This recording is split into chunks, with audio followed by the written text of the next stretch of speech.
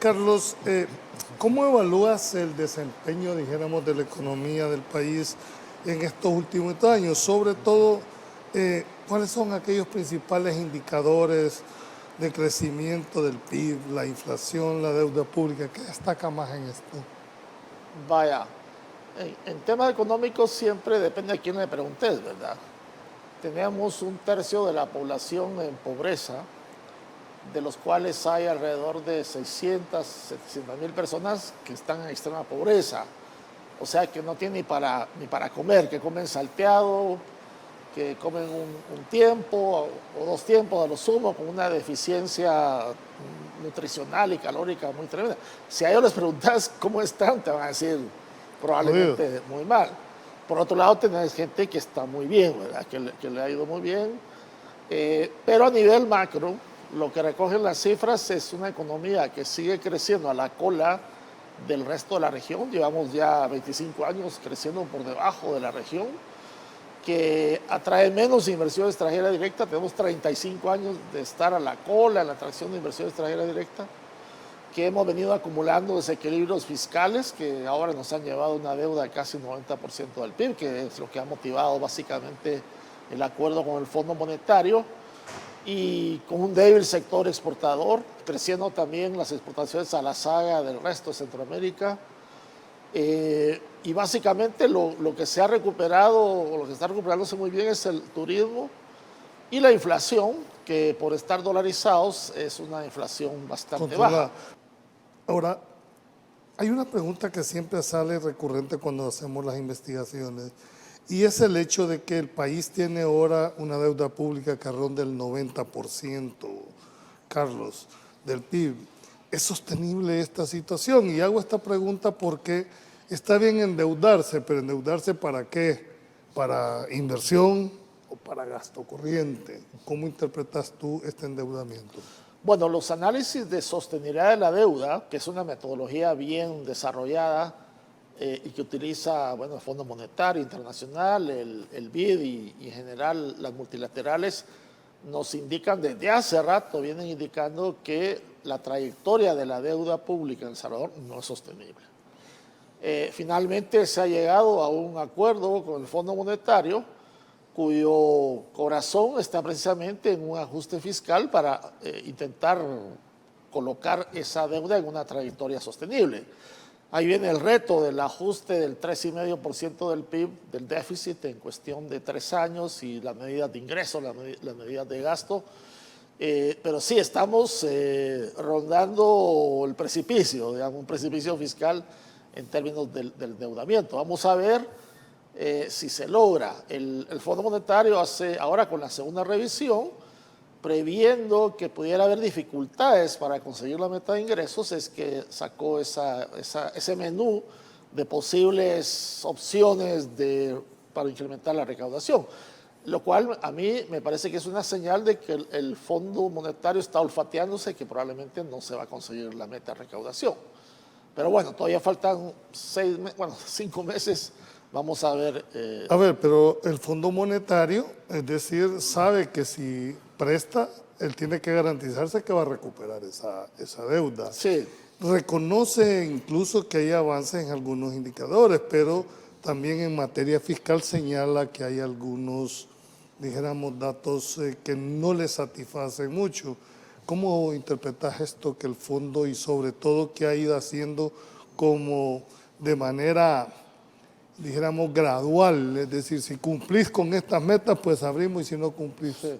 Bueno, el problema de El Salvador es que tiene un nivel de deuda que si estuviera creciendo, digamos, si estuviéramos creciendo al 5 o 6%, con la misma deuda que tenemos, sería bastante manejable. Pero el problema es que se combina alto endeudamiento con bajo crecimiento. Entonces, si no se logra aumentar el crecimiento, es mucho más difícil, porque el crecimiento te da la capacidad de pago. Vos puedes tener una deuda de 1 millón, pero si tus ingresos son de 10 millones, no hay problema. Pero si tenés una deuda de 1 millón y tus ingresos son de 1.000, ahí sí hay problema. Entonces, El Salvador sigue creciendo a tasas bajas. Es decir, una persona que ingrese a trabajar aquí en el país ¿tiene garantizada la jubilación, Carlos? Lo dudaría, lo dudaría. Es decir, si no hay reforma al sistema.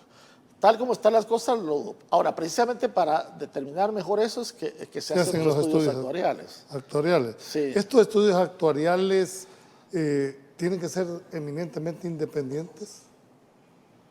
Bueno, lo puede hacer, digamos, un técnico del gobierno. Podría, digamos, un actuario del gobierno, que no hay muchos actuarios en El Salvador, ¿verdad? Pero un actuario del gobierno podría hacerlo. Claro, que sus jefes le dejen hacerlo por la metodología rigurosa, podría hacerlo.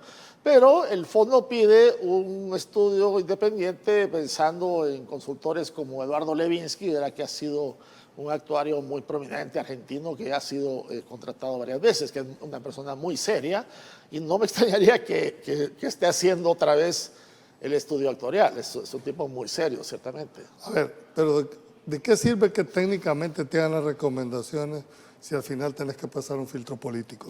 Ah, por supuesto, por supuesto. No, eso es indiscutible. O sea, si vos como gobierno querés resolver el tema, tienes que hacerlo técnicamente. Ahora, si los técnicos te hacen una propuesta y luego por razones políticas vos la cambias, como lo hicieron los diputados, ahí ya distorsionan las recomendaciones técnicas y no va a funcionar la recomendación de los técnicos, sin duda. Esto te hago esta pregunta porque... Pero ahora está el Fondo Monetario por medio, antes no. En la reforma, la privatización, ahí no había fondo. Ahora sí, el fondo está viendo. está viendo que esto... Está viendo, él va a decir, mire, aquí están haciendo trampa. Se supone que a finales de este año debería estar tomado ya el anteproyecto. Carlos Patricio, no, perdón, Patricio Pineda. Patricio Pineda dijo en una entrevista, mire, el problema aquí es que si el gobierno sigue metiendo manos en el dinero de los pensionados, esto no tiene salida.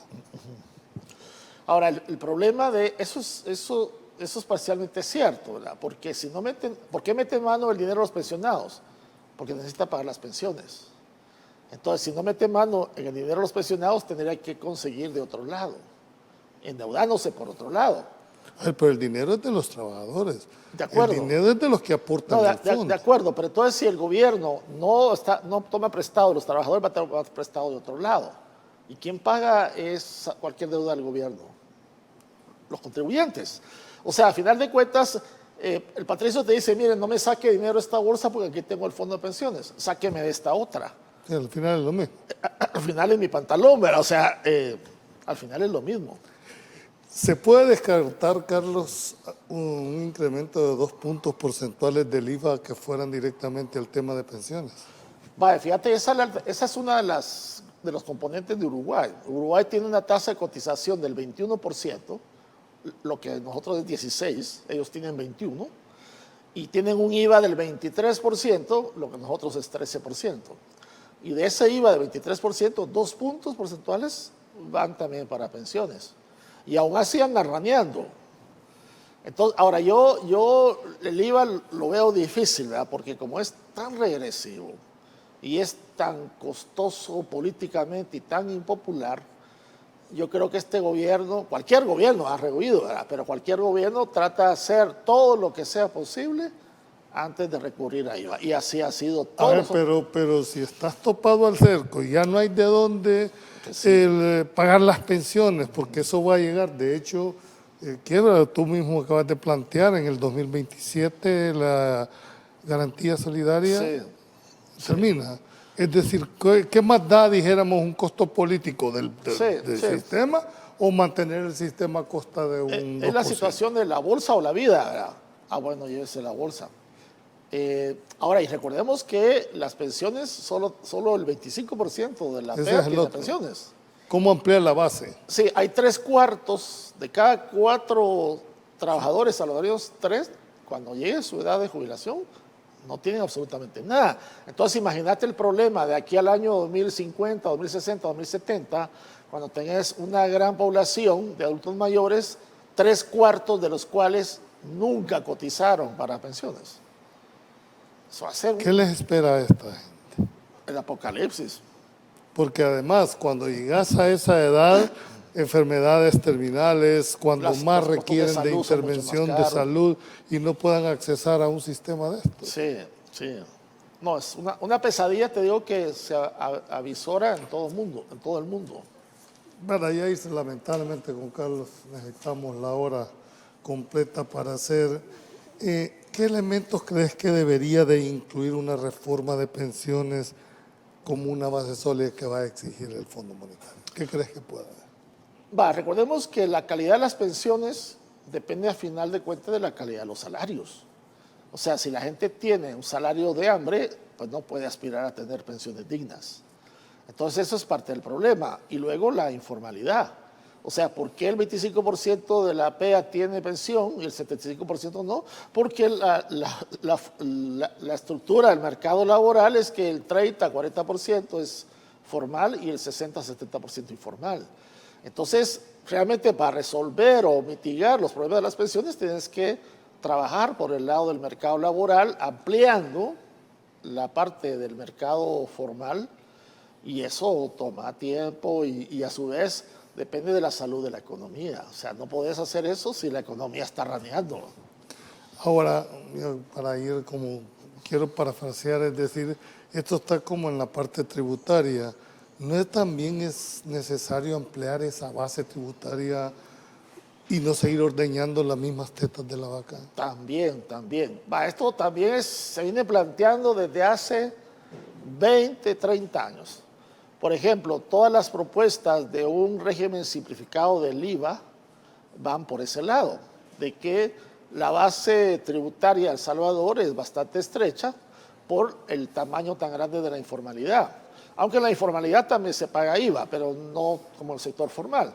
En la informalidad no se paga renta, ¿verdad? Y tenemos, por ejemplo, en el mercado central, en la tiendona, negocios informales que facturan un montón y no pagan casi impuestos. Entonces sí, hay que trabajar también en ampliar la base tributaria, porque el gobierno, bueno, el primer periodo del presidente, el ministro Zelaya trabajó bastante en eso, pero no se logró mucho ampliar la base.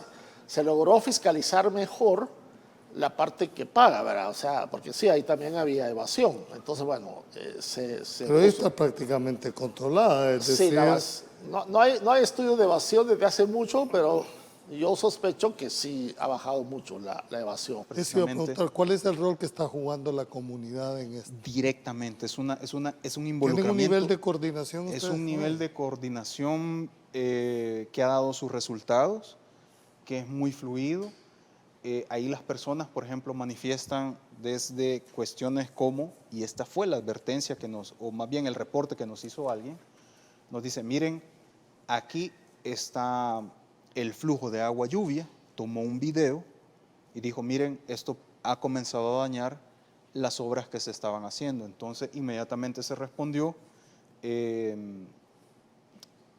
Nosotros en ANDA pues trabajamos literalmente hombro a hombro con los equipos que están en campo, así que nos hicimos presentes. Lo primero fue hablar con los vecinos. ¿Por qué? Porque se había formado un pequeño agujero frente a un portón.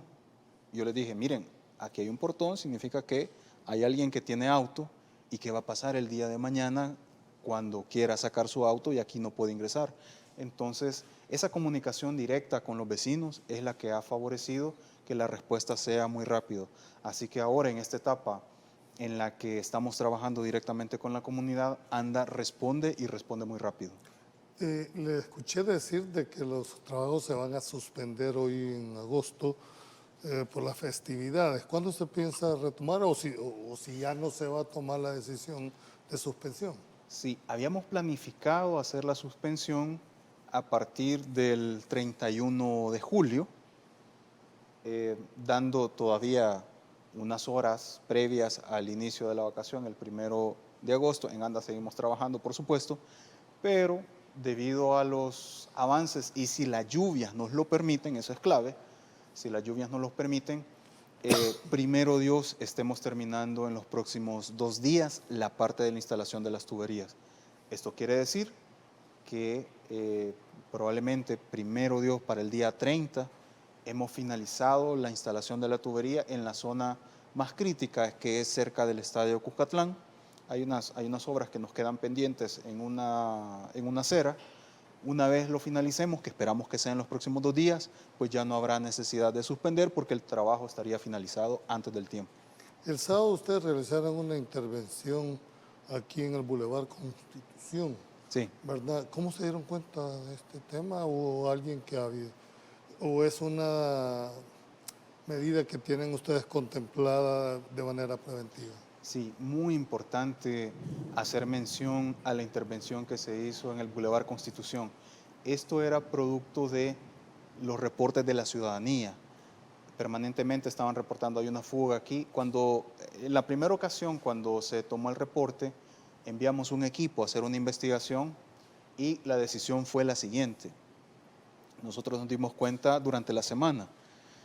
Formamos un comité, en ese comité tomamos las decisiones, es un comité formado por un grupo de ingenieros, especialistas en la materia, además del personal que está en campo, y la decisión fue, miren, debido al flujo vehicular en esa zona y debido a la zona en donde está saliendo el agua, que era por una junta, porque esa es carretera de concreto, las carreteras de concreto en este caso, se hacen unas juntas de dilatación y además tienen dovelas, es decir, elementos de acero, que cuando se hace el proceso de construcción de la carretera, queda el acero ahí y eso lo que hace es que permite transferir los esfuerzos cuando pasan los vehículos.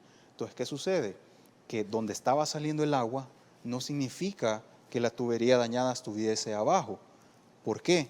Porque el concreto sirve como una especie de puente y la fuga estaba ubicada aguas arriba, es decir, en la parte más alta. Pero ¿cómo saber eso del punto específico? Correcto. Entonces, por eso es que utilizamos un equipo, que es el que están viendo en pantalla, que es un georradar.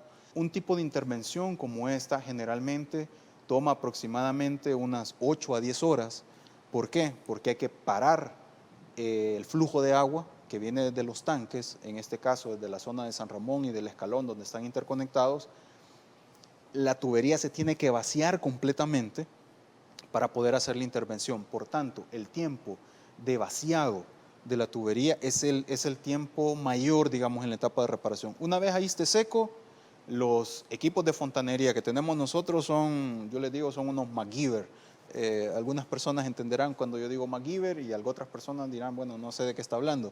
MacGyver, una serie donde un tipo era súper ingenioso y por tanto construía cosas prácticamente de la nada. En el caso del equipo de fontanería de ANDA, rápidamente repararon eso y por eso es que terminamos cerca de la medianoche. A ver, pero el hecho de la intervención no solo se limita, dijéramos, a la sustitución de tubería.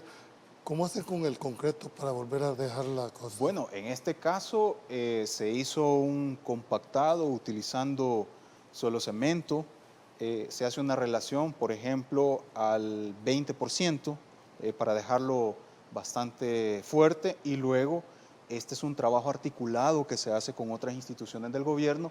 Ya el equipo de Fovial en la semana ya habíamos coordinado y entonces fue terminar y llegó Fovial y hizo la colocación de la capa final. Esta capa final, debido a que está lloviendo, es una colocación en frío, es temporal. Posteriormente se hará en su momento una restitución completa, en este caso con concreto, pero ya la carretera quedó rápidamente habilitada y además de agradecer, aprovecho el espacio para agradecer ese trabajo siempre y el apoyo del Ministerio de Obras Públicas y de Fovial, al igual que del Viceministerio de Transporte, porque esto es una coordinación. Entonces, durante la semana se planificó la intervención, se prepararon a los equipos, es más, ese fin de semana tuvimos el acompañamiento durante una jornada especial de capacitación para el equipo, un experto extranjero que vino de Estados Unidos, a todavía afinar algunas cuestiones para la interpretación del uso del georradar y además de otro tipo de elementos. Entonces se planificó durante la semana, todo cuadrado, se ejecutó y a pesar de que hubo lluvia, el trabajo se hizo rápidamente. A ver, ¿esta intervención forma parte del Plan Nacional de Agua? Sí, esta intervención forma parte de un plan, que en este caso es un plan nacional, y este plan nacional tiene diferentes componentes. Uno de ellos, que es muy importante, es la reducción del agua no contabilizada, significa la reducción de todas las pérdidas físicas del agua a través de las roturas de las tuberías. Por eso es que uno de nuestros pilares es operar de la manera más eficiente posible la infraestructura, que lamentablemente está obsoleta en este momento, pero es la que estamos cambiando. Hay un proyecto que estamos a un 50% ya de avance. Entonces, regresando al tema, en este plan lo que buscamos es proteger, uno, el líquido que ya ha costado recursos, además del tiempo, es costos energéticos por todo el consumo de energía para el impulso a través de los motores y las bombas del agua desde la fuente. Recordamos de que mucha agua en algunas zonas del país viene desde el río Lempa, que está la Bocatoma, más de 40 kilómetros. Otras zonas son alimentadas desde unos pozos que están en Opico, que también está cerca de poco más de 40 kilómetros también. Entonces es agua que ha costado mucho recurso y por tanto hay que cuidarla. ¿Qué significa cuidarla? Que cuando se dé un daño en la tubería, reparar rápidamente. Ese es uno de los pilares, sumado a la ejecución de los proyectos que también estamos avanzando rápidamente. La instalación de las tuberías nuevas es un ejemplo de esto. También un proyecto de la nueva planta potabilizadora de Ilopango es otro proyecto que en este caso en particular va a beneficiar, por ejemplo, a más de 250,000 salvadoreños.